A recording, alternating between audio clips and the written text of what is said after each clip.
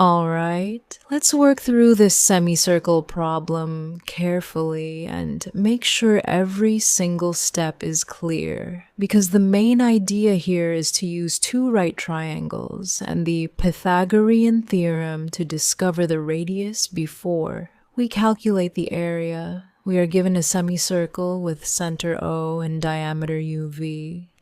And there is a chord PQ whose total length is 32 units. We also have the perpendicular segments Q, B, and P, A, each measuring 14 units, and the other indicated segments S, A, and RB are also 14 units, with the relevant angles being right angles. Our final goal is to find the area of the semicircle. Now, remember, when we want the area of a semicircle, we need its radius first. So our first job is not to calculate the area immediately. Instead, we are going to carefully extract the radius from the geometry. Let's begin with the chord PQ.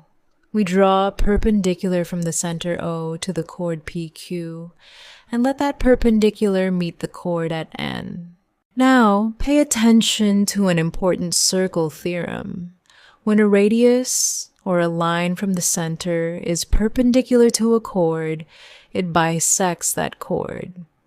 In other words, the chord is divided into two equal parts. Since the entire chord PQ is 32 units long, the two pieces PN and NQ must have the same length.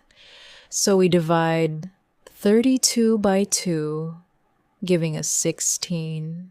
Therefore, PN equals 16 units, and NQ also equals 16 units. This little observation is extremely important because that 16 is going to become one of the legs of our first right triangle. Now, let's move to the next part of the diagram. We introduce another perpendicular segment and call its length RT. And because we do not know this length yet, we are going to represent it by EX. So RT equals X. Now let's look carefully at the vertical distance involving the center O and the point N. From the diagram, this distance is made up of the unknown length X together with the 14-unit segment. Therefore, ON equals X plus 14. Notice why we are adding here. We are not inventing a new measurement. We are simply combining the two consecutive lengths that make up the entire segment. So, we have ON equals X plus 14. Now, we also need the horizontal distance, OT. From the information in the diagram, that distance is made from the 16-unit portion associated with the half-chord together with another 14-unit portion. Therefore, OT equals 16 plus 14, which gives us 30 units. Excellent. Now we have enough information to create our first right triangle. Let's connect the center O to point Q. Once we do that, we have right triangle O and Q. Since O is the center of the semicircle and Q lies in the semicircle, OQ is a radius. Let's call that radius R. We already know that NQ is 16 units, and we know that ON is X plus 14. So now we can apply the Pythagorean theorem. Remember, the Pythagorean theorem works for a right triangle, and it says that the square of one leg plus the square of the other leg equals the square of the hypotenuse. Here, the hypotenuse is the radius R. Therefore, we write X plus 14 whole squared plus 16 squared equals R squared. Let's slow down here and simplify it carefully. The expression x plus 14 whole squared means x plus 14 multiplied by x plus 14. Using the familiar expansion, x plus 14 whole squared becomes x squared plus 28, x plus 196. Now 16 squared is 256. So our equation becomes x squared plus 28, x plus 196 plus 256 equals r squared.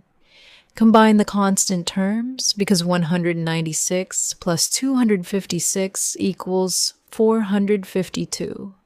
And therefore, our first equation is x squared plus 28, x plus 452 equals r squared.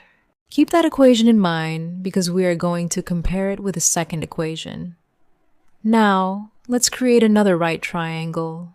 Connect the center O to point R. This gives us right triangle OTR. Again, because O is the center and R is on the semicircle, OR is another radius. So OR also equals R.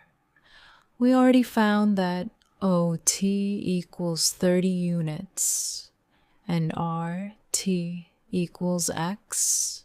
Therefore, the two legs of this right triangle are x and 30, while the hypotenuse is r. Once again, we use the Pythagorean theorem. We take x squared plus 30 squared and set it equal to r squared. 30 squared is 900, so this becomes x squared plus 900 equals r squared. And this is our second equation. Now look at what we have.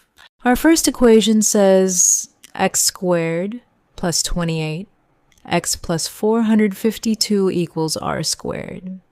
Our second equation says x squared plus 900 equals r squared. This is where the solution becomes really clever because both left-hand expressions equal exactly the same thing, namely r squared. So, we can set the two left-hand sides equal to each other. Therefore, x squared plus 28, x plus 452 equals x squared plus 900.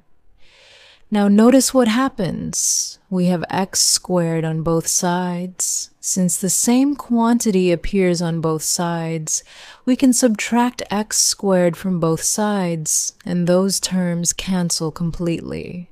That leaves us with 28x plus 452 equals 900. Now we want to isolate x, so we subtract 452 from both sides. On the left, the 452 disappears, leaving 28x. On the right, 900 minus 452 gives 448. Therefore, 28x equals 448. Now, divide both sides by 28. The 28 on the left cancels with the 28 in the denominator, leaving x by itself. 448 divided by 28 equals 16. So we have discovered that x equals 16 units. Nice. We have found the missing length, but remember, our actual target is the radius. So now we go back to our second equation because it is the simplest one to use. Our second equation was x squared plus 900 equals r squared. We have just found that x equals 16. So now we substitute 16 for x.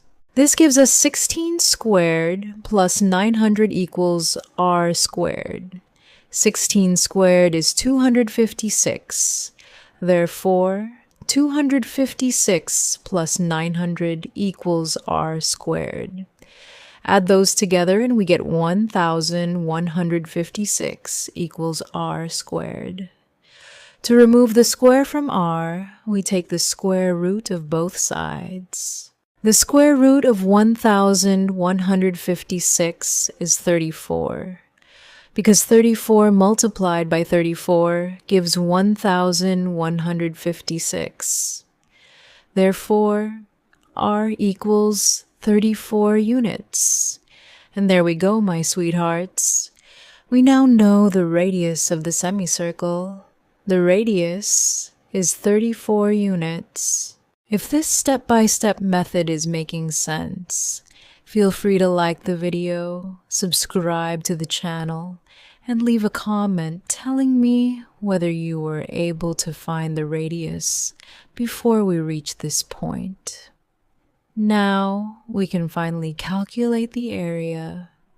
Remember, the area of a complete circle is pi multiplied by the radius squared.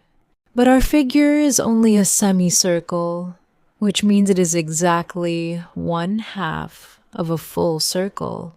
So the area of the semicircle is pi multiplied by r squared divided by 2. We already know that r equals 34, so we substitute 34 into the formula. That gives us pi multiplied by 34 squared divided by 2. Now, calculate 34 squared. 34 multiplied by 34 equals 1,156. Therefore, the area becomes 1,156 pi divided by 2. Dividing 1,156 by 2 gives us 578. So the exact area of the semicircle is 578 pi square units.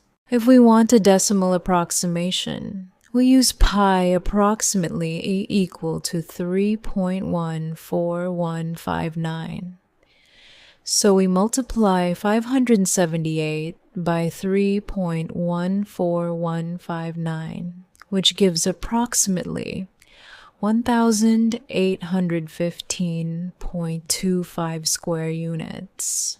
Therefore, our final answer is that the area of the semicircle is 578 pi square units, or approximately 1,815.25 square units.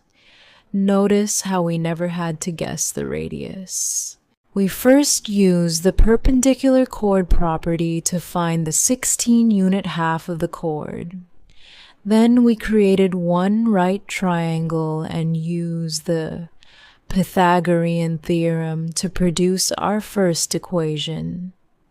Then we created a second right triangle and used the Pythagorean theorem again. And because both equations had the same r squared on the right-hand side, we compared them, canceled x squared, solved for x, and finally used that value to determine the radius. Once the radius was 34 units, the semicircle area followed directly from the area formula. So, that is the complete solution.